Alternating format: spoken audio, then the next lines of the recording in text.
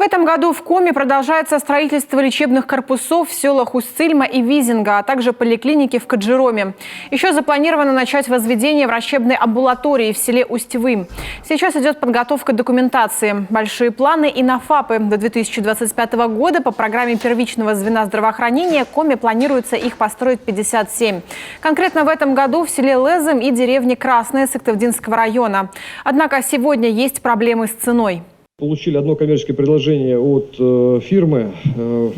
По ней стоимость объекта они предлагают уже не за 9 миллионов, как у нами указано в программе, а 11 с учетом повышения цен. Ждем от других производителей и тогда будем корректировать программу, если потребуется.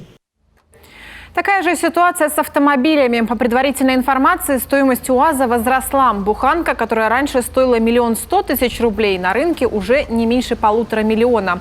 Общее же финансирование программы первичного звена здравоохранения Коми с 2021 по 2025 год 6 миллиардов 169 миллионов рублей.